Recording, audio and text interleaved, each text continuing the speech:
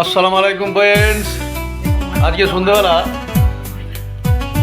একটা নতুন জিনিস খাওয়া হচ্ছে আমাদের বাড়িতে। বাড়ির জন্য নতুন, যদিও আমরা হোটেলে অনেক খেয়েছি। French fry. তো আমাদের ফ্রেঞ্চ ফ্রাই বাঙালি ফ্রেঞ্চ ফ্রাই। এই যে বাঙালি ফ্রেঞ্চ ফ্রাই মোটামুটি একটার দাম দেখতে পাচ্ছেন আলিফ লাইলা। এই যে হ্যাঁ, এটা আবার এর গায়ে আবার কি টিউমার মতো হয়ে গেছে। এই যে যদিও ফ্রেঞ্চ ফ্রাই হয় না, কিন্তু আমাদের বাড়িতে ফ্রেঞ্চ ফ্রাই হচ্ছে এরকমই। তো এই যে শুরু করছে আমাদের সানিয়া প্রথমে। দেখি আয়াত কেমন লাগছে আমাদের বাঙালি ফ্রেঞ্চ ফ্রাই? ভালো লাগছে?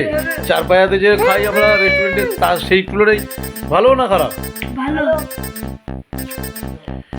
তোমাকে তো আমি একবার ফ্রেঞ্চ ফ্রাই খাইয়েছিলাম, তা ওটা ভালো না এটা ভালো হয়েছে? কোনটা টেস্ট বেশি? তাই নাকি? হ্যাঁ, ফিস্টি। সাইবা সেই হয়েছে না? চলুন এবারে আমরা এই যে লাগিয়ে দিলাম টমেটো সস, কিষান সস, তারপরে এই যে মুখে ভরা হচ্ছে। তো যাই হোক, আমাদের বাঙালি এই ফ্রেঞ্চ ফ্রাই মোটামুটি ভালোই হয়েছে। খেলাম, সুন্দর একটা ভালোই কাটলো।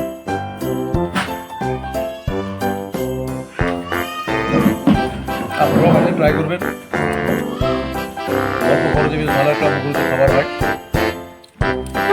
আলু, তেল আর পজিটিভ মতো কাজ করতে পারলেই হবে। তবে রেস্টুরেন্টে হয়তো মুখরোচক খাবার হয় ঠিক কথাই, কিন্তু সেখানে যে ভেজাল জিনিসটা থাকে সেই ভেজালটা নেই।